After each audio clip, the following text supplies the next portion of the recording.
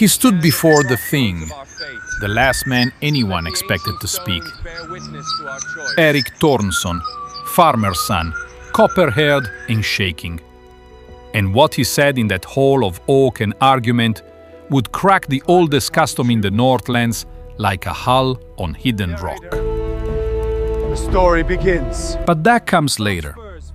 Here now, Meadhall gathered, the tale of how Eirik came to Kaupanger to buy a wife, and left carrying something heavier than silver. You've heard of Viking marriages. You think you know the custom. The saga I sing tonight shows the price that no arm ring covers. Fine match. Excellent weave, father. Very durable. Yes, it will serve well. Kaupanger in autumn smelled of three things: saltfish, forge smoke, and ambition. The trading ports sprawled along the southern coast like a wound that wouldn't close. Timber stalls crammed so tight a man could barely turn without elbowing a merchant's display of walrus ivory or fox pelts dyed red with alder bark. And in the center of it all, past the iron sellers, past the amber dealers, past the woman hawking herring from a barrel, stood the section nobody called by its true name. They called it the meeting ground, the arrangement quarter, the place of good matches. It was the bride market, and Eirik Thornson walked into it with 6 silver arm rings, his mother's instructions, and the absolute certainty that love was something you negotiated after the contract dried. That one. What's the bride price on Ulf's daughter? Eirik was 23 winters old. Broad across the shoulders from hauling sheep out of snowdrifts, copper-brown hair pulled back with a leather cord that his mother had braided. Pale grey eyes that squinted, not from suspicion, but from too many years reading the horizon for weather. His father, Torn Eiriksson, had drowned 2 summers past when a squall caught his fishing carvey off the headland. The farm needed a woman's labor. The family needed alliance. And Eirik needed to prove that a dead man's son could build something worth building. Look for strong hips in a family with arable land, Eirik. Romance is a summer flower. It doesn't survive winter. That was his mother, Ragnhild. Thin as a birch wand, hair white as sea foam, and sharp enough to cut bread with her opinions. She'd sent him with the arm rings and the list of qualities a good wife required. Love was not on the list. Erik moved through the market, watching the negotiations. A father from the eastern settlements displayed his daughter's domestic skills, weaving samples, cheese she'd pressed, a cloak she'd stitched. 2 potential grooms examined the work like merchants checking cargo for flaws. Another stall. 3 sisters, all of marriageable age, their father reciting their attributes: healthy teeth, wide hips for bearing, skill at the loom. One of the sisters stared at the ground. One stared at the sky. The third stared at the man with an expression that could have curdled fresh milk. And then Eirik saw her. She stood beside a display of ship fittings, iron rivets and pine tar rope, which made no sense until he noticed the man beside her. Ulf the shipbuilder. Everyone in Kaupangir knew Ulf. Massive hands scarred from 30 years of timber work. A reputation for vessels that crossed the open Atlantic without complaint.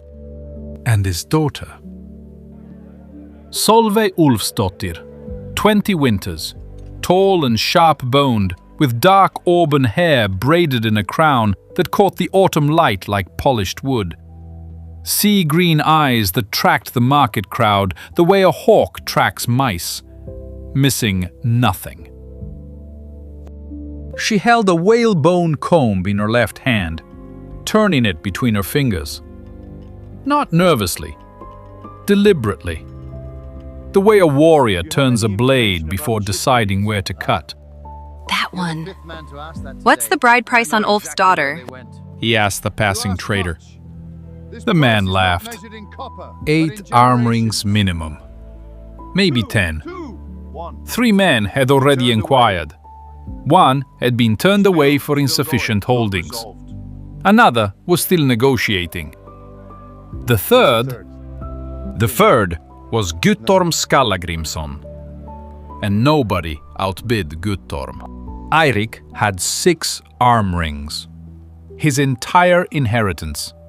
Not enough to buy passage on a decent longship, let alone the most sought bride in the trading port. But he approached Ulf anyway. Because the farm needed a woman. Because his mother's list demanded it. Because Eirik Tornson believed, truly, deeply, without a crack of doubt, that a wife was something you acquired through the right combination of silver and persistence. He opened his mouth to begin the formal inquiry, and Solveig turned, not toward her father, not toward the stall of ship fittings, toward Eirik. Those sea-green eyes locked onto his face with an expression he'd never encountered in 19 years of buying and selling at market. It wasn't shyness. It wasn't invitation. It was fury. Cold, measured, and aimed directly at the man who had come to put a price on her life. Eirik's prepared speech died on his tongue. The arm ring suddenly felt very heavy in his belt pouch. And for the first time, the very first time, Eirik Tornson wondered whether the thing he was buying could look back at him and judge.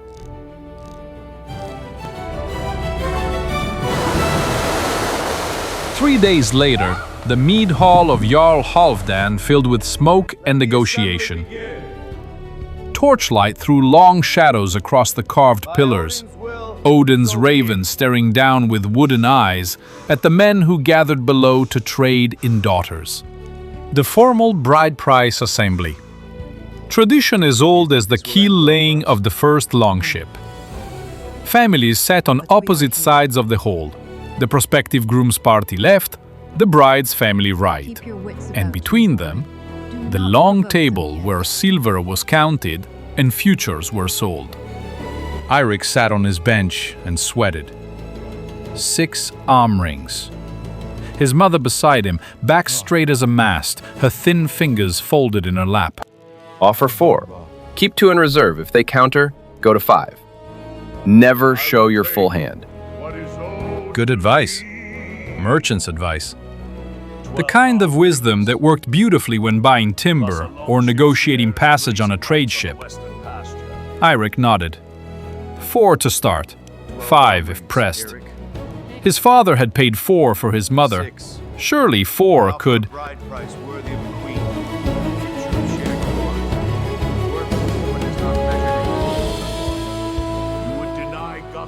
The hall went still. 12 arm rings. Eirik's hand found his belt pouch and gripped the leather until his knuckles turned white. 6. He had 6.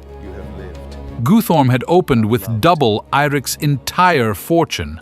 Guttorm Skallagrimsson rose from his bench like a boulder rolling uphill. Slowly, inevitably.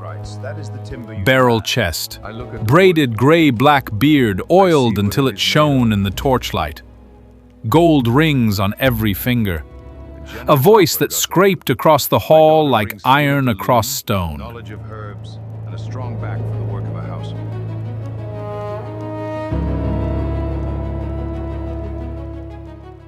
Buried 3 wives.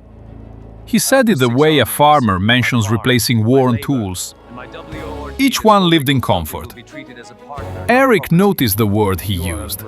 Lived. Not loved. Not cherished. Lived. As if breathing under an expensive roof was the highest aspiration a woman could hold. Ulf the shipbuilder stroked his scarred hands and considered. 12 arm rings was staggering. A longship share meant income for years. Grazing rights meant the family's herds would fatten through winters that starved other men's cattle.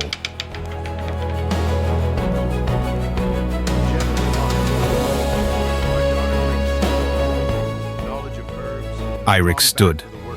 His bench scraped against the rushes. Every head in the hall turned.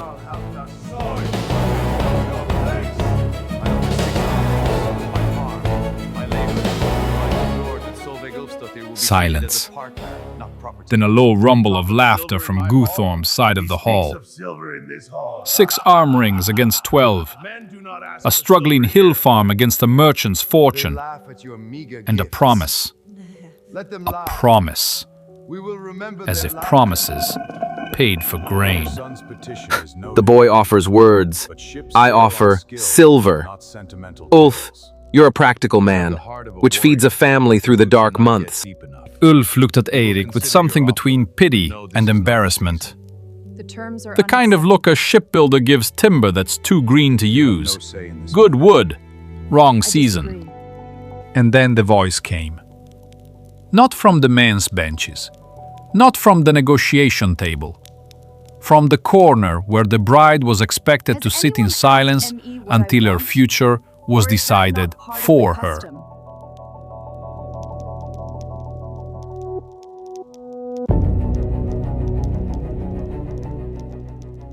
The hall didn't just go quiet. The hall went hollow. Every conversation, every whispered bet, every creak of benchwood, gone. Swallowed by 7 words that no woman was supposed to speak in the bride price assembly. Thorfinn the law speaker, 70 winters old and blind in one eye, rose from his place by the fire pit.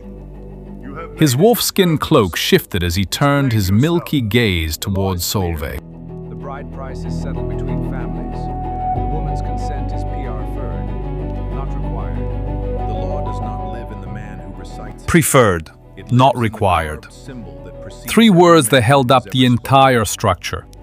The tradition that kept families fed, alliances strong, and the social order intact. Preferred. The way sunlight is preferred on a voyage, but not required to sail. Solveig's hand tightened on her whalebone comb. She looked at her father. Ulf looked away. 2 men on opposite benches. One with silver enough to buy her 3 times over, one with barely enough to keep his sheep fed. And neither had thought to ask the person whose life hung in the balance. Eirik sank onto his bench. His mother's hand found his forearm and squeezed, not in comfort, in warning. Don't make this worse. Don't challenge the law. Don't. Guthorm raised his hand. The gold rings caught firelight.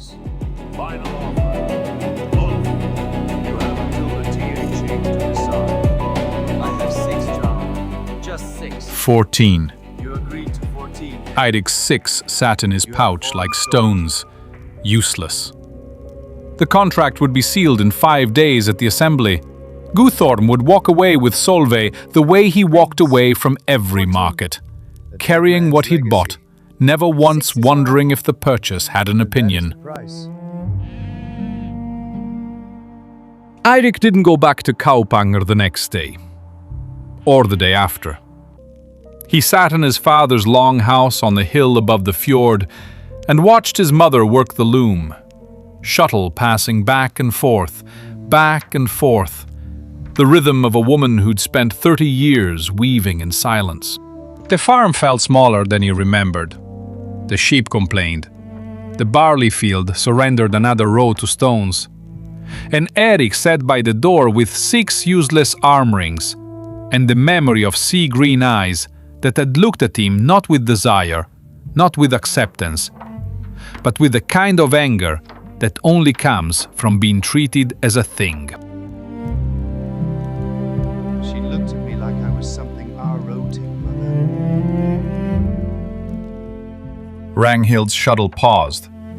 1 beat. 2. Then it resumed. She looked at you the way The loom's rhythm stopped. Eirik turned from the door. His mother's hands, thin, veined, the hands that had held him as an infant and slapped sense into him as a boy, rested flat on the warp threads. She did a look at him. She looked at the weaving, at the fabric she'd been making for 30 years.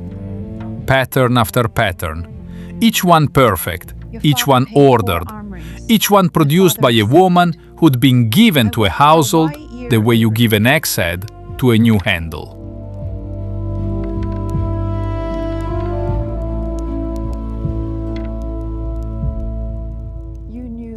The shadow lay still. A thread hung loose. In 30 years of weaving, Eirik had never seen his mother leave a thread loose. I loved your father. Eventually, after I learned to forget what I lost. But the forgetting took longer than the loving. Eirik's arm rings clinked as his hands dropped to his sides. 4 arm rings. That was what his father paid.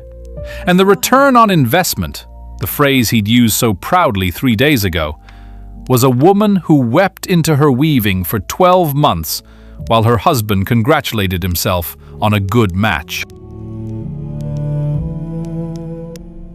He left the Longhouse at dusk.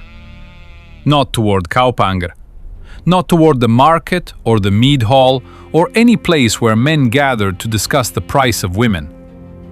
He walked uphill, toward the ridge, toward the birch grove where the bone charms clicked in the autumn wind, the grove of the Disir, sacred to the female spirits, a place where women came to make offerings and men were wise enough to keep their distance.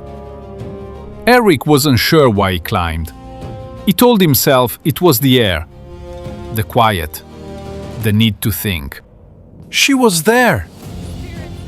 Solveig Ulfsdottir knelt before the flat stone altar, her auburn hair loose around her shoulders, the whalebone comb resting on the stone beside a small clay bowl of milk, an offering to the spirits of the dead.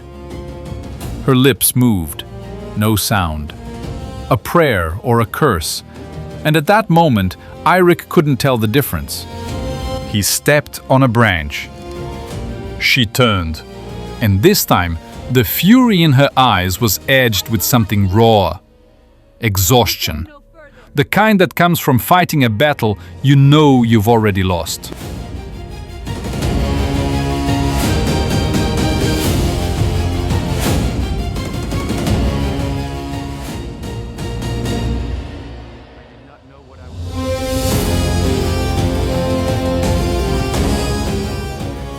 She watched him the way you watch a wolf that might or might not be hungry.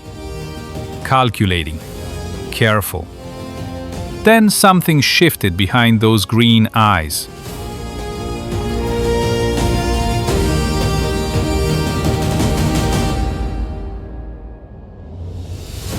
The bone charms clicked above them.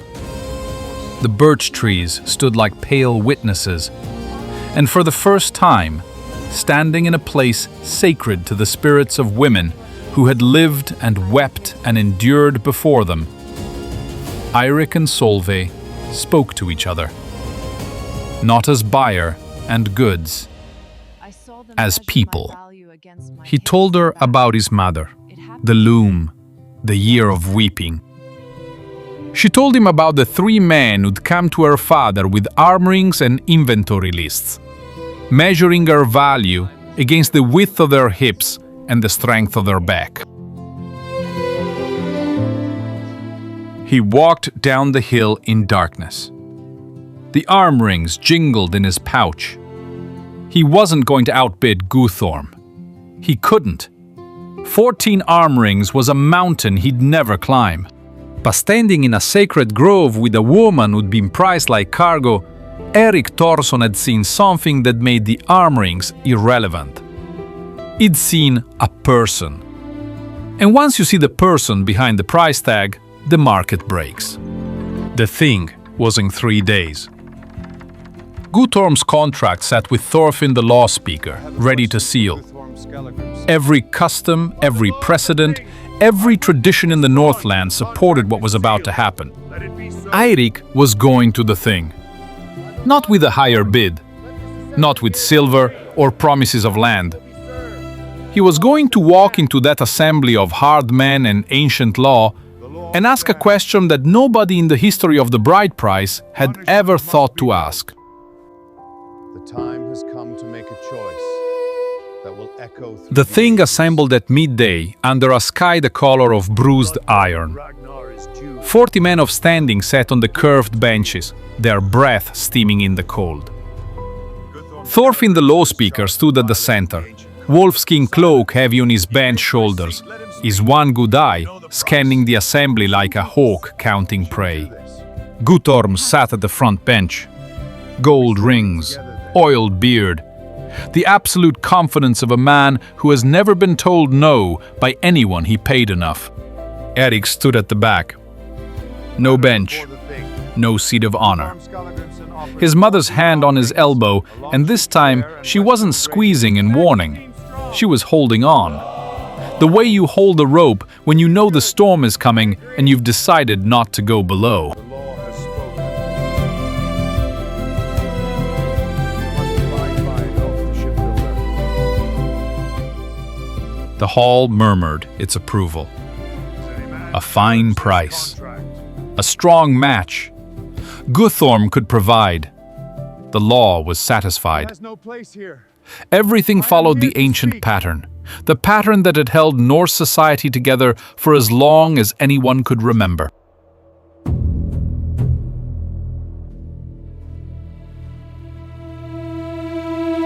Don't challenge the contract. Eirik's legs moved before his courage caught up. 3 steps forward. Challenge the question. The benches went quiet. Guttorm's eyes narrowed, like a cat spotting movement in the underbrush. The storm has reached us.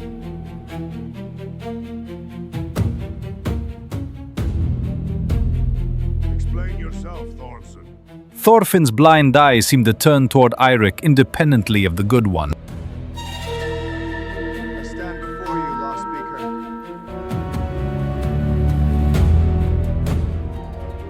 Eirik's hands were shaking. He could feel 40 pairs of eyes pressing against his skin like the flat of a blade.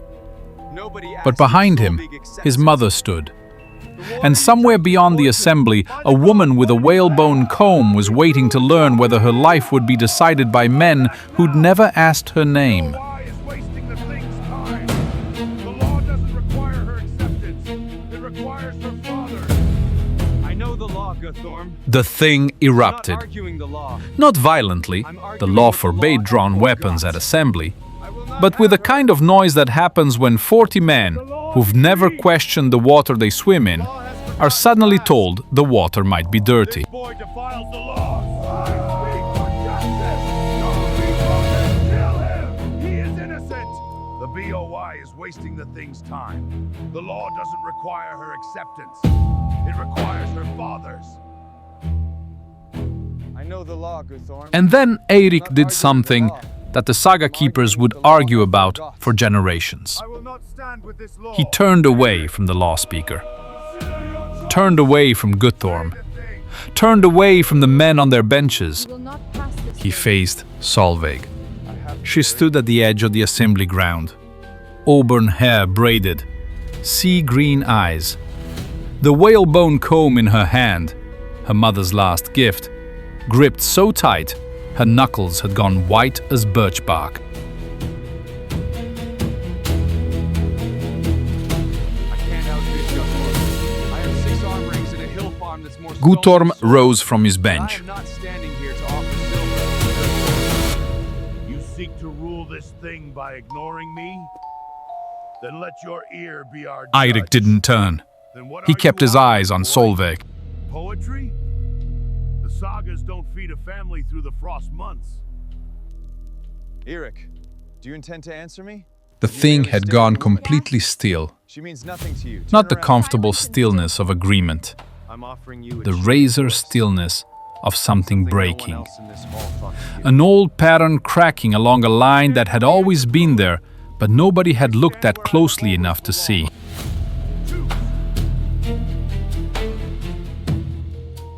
Guthorm's voice cut across the silence. Thorfinn, this is A.B. Surge. I've offered 14 arm rings. The father accepted. Eirik turned, The law is sealed. not to Guthorm. To Guthorm's bench, where the older man's current household servant, a woman 35 or so, who'd been one of Guthorm's previous marriages before he moved on to a better offer, sat with her hands folded and her eyes on the ground. Whenever you mentioned your 3 wives, you said each one lived in comfort. Tell the thing their names. Guthorm's mouth opened, then closed. He named the first, Sigrid. Sigrid, Named the third, Helga, Helga. The second wife's name sat in the gap between Guthorm's golden rings and his golden confidence, like a stone at the bottom of a well. He could not reach it. He had owned this woman, provided for her, called her wife, and her name had fallen through the cracks of a life measured in arm rings. The silence held. Not a dramatic silence, a truthful one. The kind of quiet that settles over a room when everyone in it realizes something they'd rather not know. Thorfinn the law speaker raised his hand. The assembly stilled.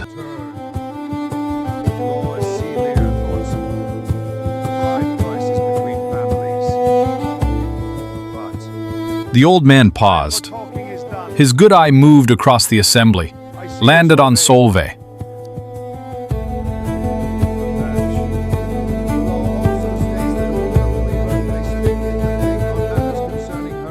He gestured towards Solveig, a bony hand, a wolf-skin sleeve, an invitation that had existed in the legal code for centuries and been used almost never, because nobody thought to offer it.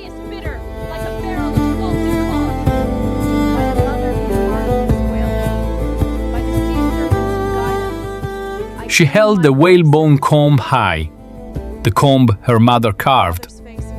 The last piece of a woman who'd sailed and worked and lived as something more than a line item in a marriage contract. She was not purchased, she was chosen, and she chose that. I believe that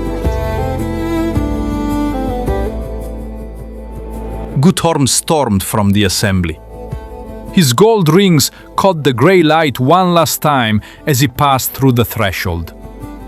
14 arm rings, a longship share, and western grazing rights walked out with him.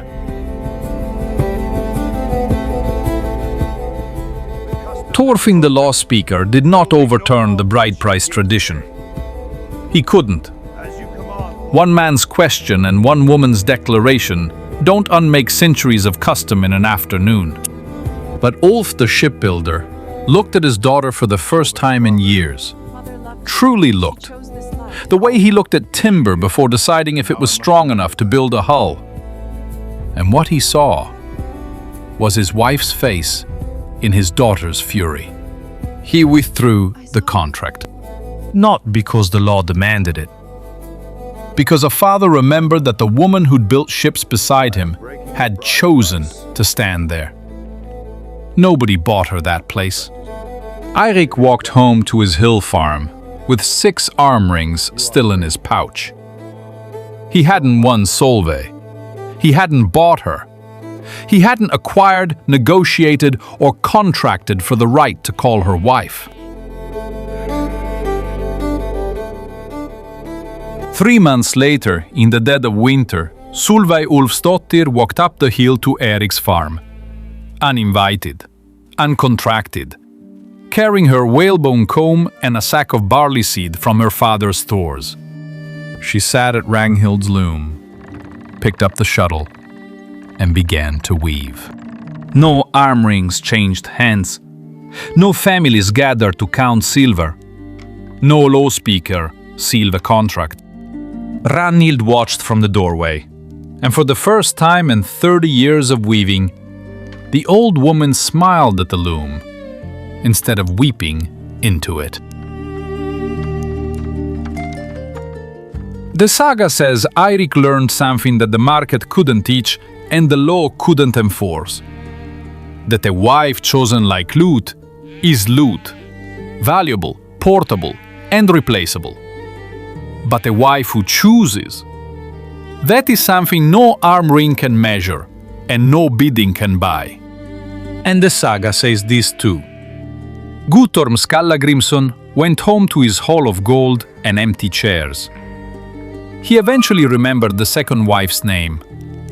It came to him at midnight, alone, staring at the ceiling of a house so full of wealth and so empty of warmth that even the hearth fire couldn't reach the corners. Her name was Astrid. She had liked birds, but that is another saga. And the mead horn is almost empty. So raise what's left. To Eirik, who learned that love isn't a clause in a contract. To Solveig, who stood in a hall of men and spoke.